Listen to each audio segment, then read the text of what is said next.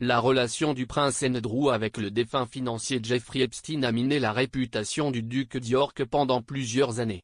Après son interview explosive avec BBC Newsnight en novembre 2019, le duc a déclaré dans un communiqué qu'il continuait de regretter sans équivoque son association mal jugée avec Epstein et a annoncé qu'il se retirerait de ses fonctions publiques dans un avenir prévisible.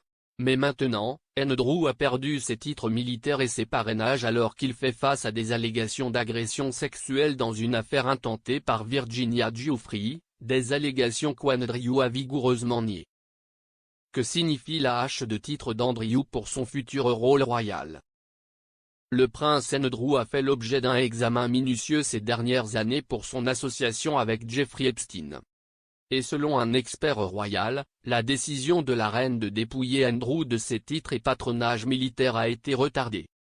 L'expert royal Marlene Koenig a déclaré à Express.co.uk, « Les actions ont des conséquences.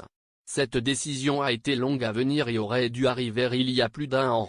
Mais il a fallu du temps à maman pour mettre la couronne et être la souveraine disciplinée un membre de la famille royale. » En plus de la perte de ses titres militaires, la décision selon laquelle Andrew n'utilisera plus publiquement son titre de HRH est également importante, car elle suggère que le mandat d'Andrew dans un rôle royal public est terminé. Le duc d'York s'est retiré de ses fonctions royales en novembre 2019, peu de temps après la diffusion de son interview controversée avec BBC Newsnight sur son association avec Epstein. Mais en utilisant plus son titre de HRH, en plus de rendre ses titres militaires à la reine, il semble que le rôle diminué d'Andrew au sein de la famille royale puisse être permanent. Cette décision fait suite à un précédent, car plusieurs membres de la famille royale ont perdu leurs titres de RHS ou ont cessé de les utiliser après avoir abandonné leurs rôles royaux de travail, tels que la princesse Diana et Sarah Ferguson. Le prince Andrew pourrait-il également perdre son titre de duc d'York? Quant au titre de duc d'York d'Andrew, on ne sait pas s'il pourrait éventuellement perdre ce titre également. Mais comme l'a souligné Madame Koenig, Andrew n'est pas un traître à la Grande-Bretagne et il est peu probable qu'il perde son titre en vertu du Titles Deprivation Act de 1917.